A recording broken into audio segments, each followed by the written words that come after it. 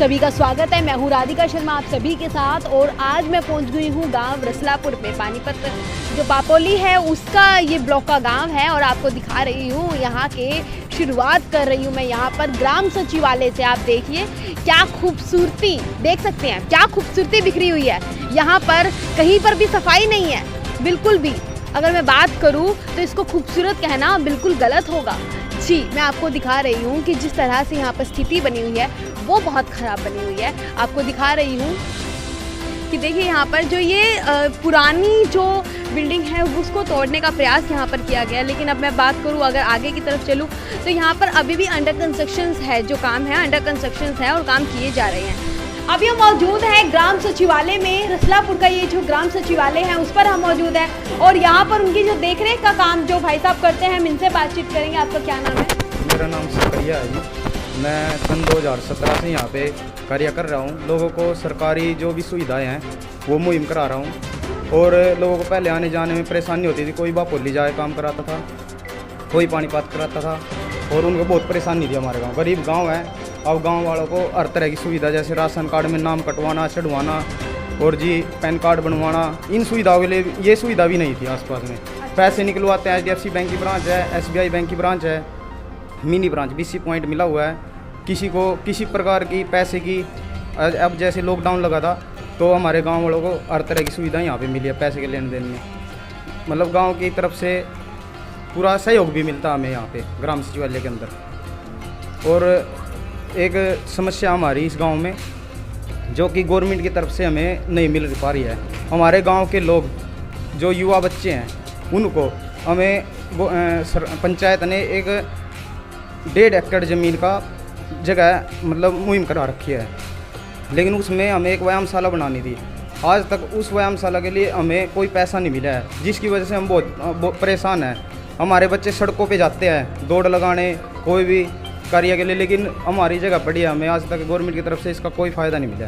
अच्छा, गवर्नमेंट की ओर से जो स्टेडियम होना चाहिए वो नहीं यहाँ पर? जी नहीं है, बिल्कुल नहीं है जी। और योगशाला भी नहीं है? नहीं जी, वो भी तो नहीं। इसके लिए यहाँ पर पंचायती भूमि भी तो नहीं है ना? मैम पंचायती भूमि है, वो हमने ऑलरेडी प्ले ग्राउंड के लिए दे रखी है। उस प्ले ग्राउंड में हमें जैसे 4 दीवारी करानी, उसकी बहुत कार्य होते हैं उसमें, वो नहीं हो पा रहे हैं। तो इसके साथ ही और ये भी कहा जाता है कि यहाँ पर लगभग 24 गाँव के सरपंच जो है वो काम करवाने के लिए यहाँ पर आते हैं। जी वो बिल्कुल सही है जी। मैं VLE हूँ।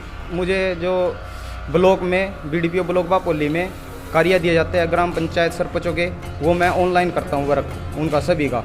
वो सभी यहाँ पे आते हैं। वो हमें परेशानी है, हमें एक तो ब्लॉक की तरफ से भी सहयोग नहीं मिलता इस चीज़ का। भाई रसलापुर गांव में कुछ ज़्यादा से ज़्यादा सहयोग दिया जाए इस चीज़ का। तो देखिए इनका कहना है कि अभी जो है ये सहयोग तो इन्हें मिल गया कि हाँ अब इन्हें पानीपत जाने की जो परेशानी आती थी, शहर से दूर जाना होता था अपने काम करवाने के लिए, जो भी सरकारी काम होते थे, चाहे वो राशन कार्ड बनवाना हो या फिर बैंक से पैसे निकलवाने का काम हो, बैंक में जमा कराने का हो, तो वो सारी सुख सुविधाएं अब इन्हें यहीं पर उपलब्ध हो रही है। ये जो हम आपको इस वक्त जगह दिखा रहे हैं ये गांव रसलापुर की मदीना कॉलोनी है। आप देख सकते हैं कि कितनी बुरी हालात में है। यहाँ पर देखेंगे आप कि लोगों ने जो अपने घर हैं उनका जो चौखट है वो काफ़ी ज़्यादा ऊंची करवाई है। कारण सिर्फ यही है कि ये जो पानी है गंदा ये सारा घरों के अंदर भीतर तक चला जाता है। ऐसे में लोगों को बहुत ज़्यादा दिक्कत आ रही है, परेशानी आ रही है। और इस वक्त ये गांव के जो ये मदीना कॉलोनी की सभी महिलाएं यहाँ पर एकत्रित है हमारे साथ और हम इनसे जानते हैं कि किस वजह से इतनी ज़्यादा दिक्कत आ रही है और क्या क्या दिक्कत आ रही है। आप बताइए। दिक्कत भी बहुत है, मच्छर लड़ाइयाँ और यहाँ निकल नहीं सकते, बारिश सवेरी बच्चे भी गिर जाए, कई बार मोटरसाइकिल भी फंस जाए। हम तो बहुत परेशान है जी इस गली तक। लाइट है? लाइट तो है जी रात को? हाँ है लाइट तो जी। स्ट्रीट लाइट लगी हुई है? हाँ ये खंबे लगे हुए हैं जी। खंबे लगे हुए हैं ना? हाँ तो ये इसके लिए आप लोगों ने कितनी बार बोला है? कई बार बोले जी, सुनाई नहीं करते जी, कोई भी नहीं हो पा रहा आपका ये? नहीं जी। और क्या इसकी वजह से? हो गए जी हम यहाँ आ रहे हैं, हमने यही देखी यही है गली में, हम निकल नहीं सकते। यहाँ चोट भी लग गया हमारे गिर गिर के। बारिश के टाइम तो गली में निकले भी नहीं जाता। और 7 साल हो गए हमने ये ऐसे ही है बुरा हाल इस गली में। ना नाली का रास्ता, पानी निकलने का, खड्डों के खड्डे बना रखे हैं। यहाँ बाल्टियों से भर भर के निकालते हैं हम खड्डे भी। वो पानी कहाँ गिरते थे? ऐसे ही गिरना पड़ता है कहीं कहीं खाली प्लाटों में। खाली प्लाटों में गिरा है। खाली प्लाटों में गिरते हो? हाँ जो। और क्या दिक्कत है यहाँ पे? बस यही परेशानी है गाड़ की नाली की। तो देखिए इन लोगों का कहना है कि यहाँ पर जो निकासी है उसकी सुविधा नहीं है, इसी के साथ यहाँ पे गली है जो वो भी नहीं बनी है, जो सड़क है वो पूरी तरह से कच्ची है, कीचड़ इसमें भर जाता है जब भी बारिश आती है, थोड़ी सी बारिश आने पर भी यही हाल हो जाता होगा। हाँ जी यही होता है जी, बहुत बुरा हाल हो जाता है। यहाँ तो निकलने का रास्ता बिल्कुल नहीं रहता, बिल्कुल भी। इस गली में लगभग कितने मकान हैं? इसमें हो गए जी 20-25 तो फालतू ही हो गए। देखिए यहाँ पर जो लोग हैं, इस वक्त यहाँ पर जो लोग हैं उनका कहना है कि यहाँ पर उनको जो सुविधा है वो नहीं दी जा रही है, क्योंकि गली का साफ सुथरा होना और इसी के साथ सड़कों का पक्का होना और उसी के साथ निकासी की सही सुविधा होना ये बहुत ज़्यादा ज़रूरी हो जाता है, लेकिन ये सुविधा मदीना कॉलोनी के लोगों को नहीं मिल पा रही है। देखिए हमने आपको अब तक दिखाया कि गांव में कुछ सड़कें हैं जो पूरी तरह से पक्की बनी हुई है। वहीं अगर बात करें तो यहाँ तक कि सरपंच का यह भी दावा है कि यहाँ पर सभी घरों में लगभग शौचालय जो है वो बनाई गई है और कोई भी गांव का व्यक्ति जंगल के लिए नहीं जाता, यानी कि बाहर में खुले में शौच नहीं करता है। वहीं अगर मैं बात करूँ इस समय यहाँ का सरकारी स्कूल में आपको लेकर आती हूँ, अगर आपको दिखाऊँ इस वक्त तो सरकारी स्कूल के मेन गेट की अगर हालत दिखाऊँ तो आपको बहुत ही ख़राब हालत है, पूरी तरह से टूटा हुआ है ये मेन गेट और यहाँ से चोरों चक्के के आने की जो संभावना है वो बढ़ जाती है। लेकिन इसी के साथ अगर मैं बात करूँ यहाँ पर इंटरलॉक टाइल्स तो यहाँ पर पक्का है। देखिए आप देख सकते हैं सुविधा काफ़ी अच्छी दिख रही है, दोनों तरफ पार्क बनाए गए हैं। वहीं यहाँ पे ये जो लोहे के पाइप भी लगाए गए हैं ताकि इसको कोई ओवर क्रॉस ना करे।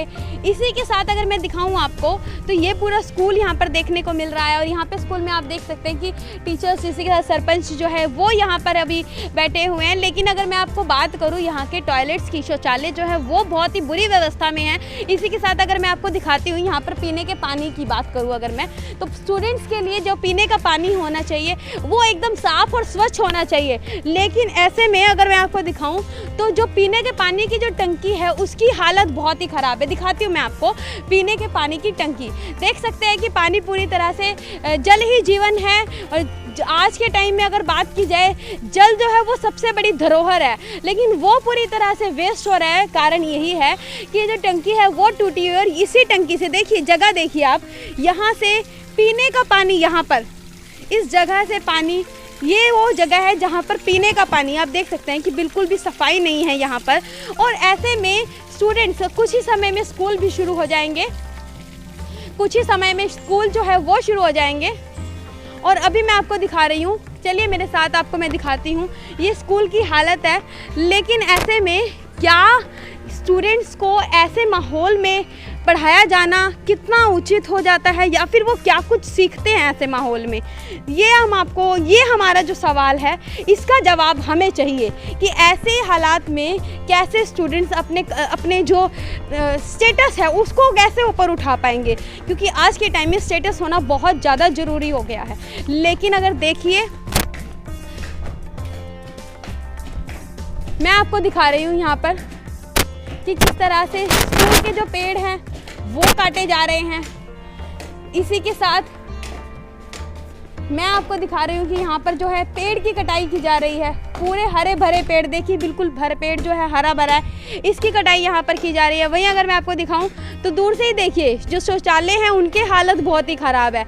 ऐसे में शौचालय अगर होंगे, हालांकि इतना ही नहीं, स्टूडेंट्स के शौचालय के लिए तो गेट तक की सुविधा नहीं है। यहाँ पर देखिए गेट तक की सुविधा जो है गर्ल्स, आप देख सकते हैं कि यहाँ पर लिखा हुआ है गर्ल्स और इसमें गेट भी नहीं है। आपको बता दें कि 8वीं कक्षा तक ये स्कूल है और लगभग 450 के स्टूडेंट्स यहाँ पर पढ़ते हैं। लेकिन यहाँ पर जो सुविधा होनी चाहिए वो उसका जो है पूरी तरह से अभाव नज़र आ रहा है।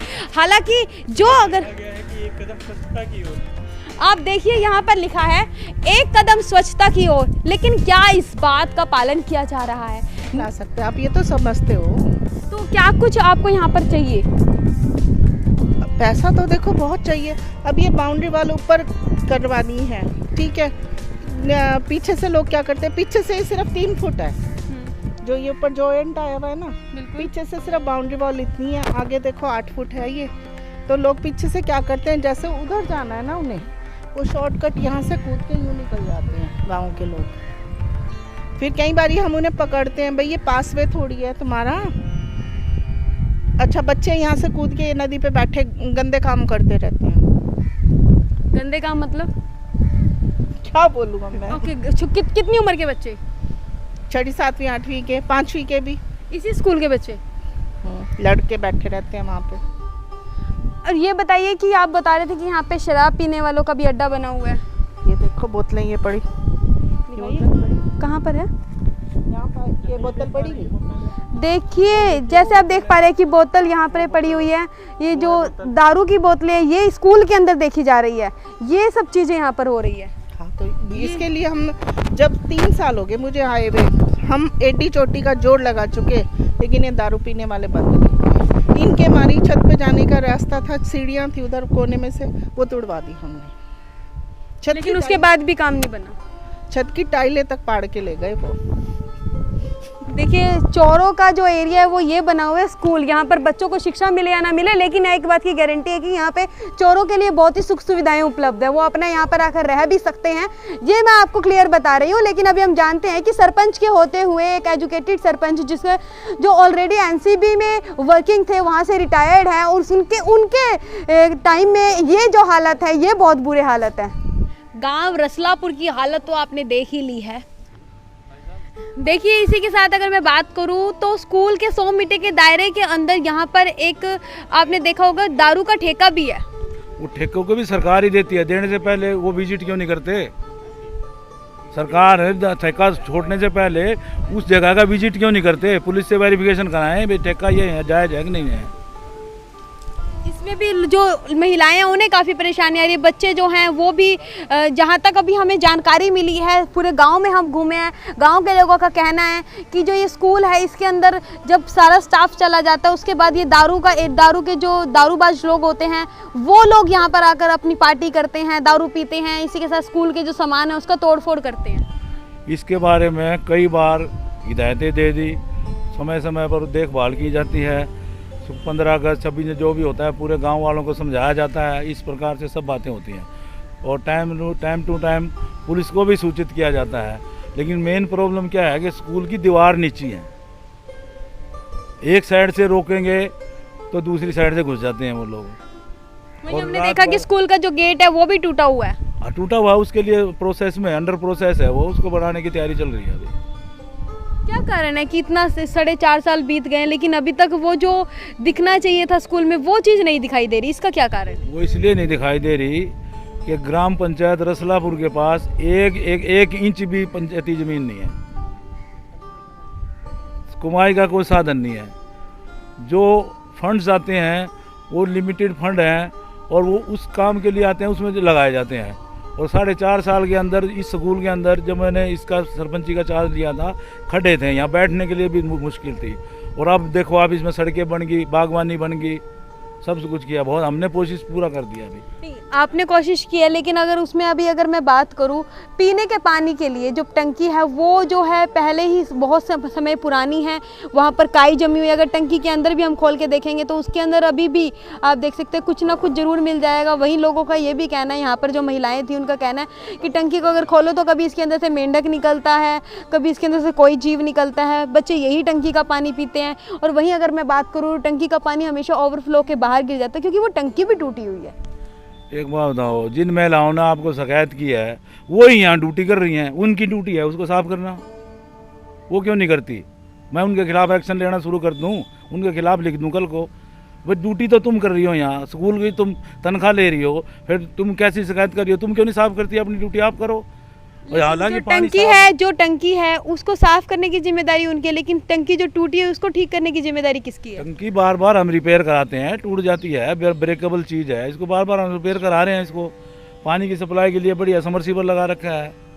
एक RO लगाया था हमने यहाँ, वाटर पानी ठंडा करने वाला मशीन, वो ख़राब होगी किसी तरीके से, उसको भी दोबारा कोशिश कर रहे हैं कि नया लगवाया जाए। लेकिन वाटर कूलर जो है वो जैसा ये देखने को मिला है, वाटर कूलर जो आपका है वो नहीं है, टंकी है पानी की, वाटर कूलर नहीं है। नहीं, वाटर कूलर नहीं है, टंकी है। हम समय समय पर कराते हैं और आपने आज बोला है तो आपने देखा है तो हम और ज़्यादा गौर करेंगे इसके ऊपर, बढ़िया बनाएंगे, पानी पीने का साफ़ सुथरा बच्चों को पानी देंगे। हम समझते हैं कि पानी गंदा नहीं पीना चाहिए। शौचालय बहुत ही ख़राब है। शौचालय के लिए अंडर प्रोसेस है, स्कूल में कोई फंड आता नहीं है। सरपंच के पास जो फंड आया जितना अवेलेबल था उन्हें लगा दिया। अभी कुछ फंड आया है स्कूल के अंदर, कुछ हम कोशिश करेंगे, गेट भी बनेगा, और शौचालय भी नए तरीके से बनाए जाएंगे, शौचालय भी सारे। अब अगर मैं बात करूं, शौचालय नए तरीके से बनाए जाएंगे, लेकिन जो शौचालय हैं उन्हें साफ सुथरा रखने की जिम्मेदारी किसकी है? वो तो स्कूल प्रशासन की है, मेरी थोड़ी है। तो स्कूल प्रशासन काम नहीं कर रहा? कर ही रहा अपने लेवल पे वो तो बेचारा। अगर काम कर रहा होता तो गंदगी ना होती। गंदगी है कि गंदी चीज़ है, उसको कितना साफ कर लो वो तो वहीं रहेगी। अब नहीं बनेगी फिर आगे देखना मैडम आप, क्या कितना चमक रहेगा, टाइलें लगवाएंगे, बढ़िया बना देंगे। 4.5 साल तो बीत गए हैं, अभी तक तो बनी नहीं है। इतने को सारी दुनिया चलेगी, 70 साल सरकार कांग्रेस सरकार राज करके दूसरे आगे, काम तो वही है, त्रुटि तो हर राज्य में चल रही है। मैं अकेला जो 35 साल से दूसरे सरपंच थे उन्होंने कुछ नहीं करा, मैंने 4.5 साल में इतना कर दिया, थोड़ा कर दिया।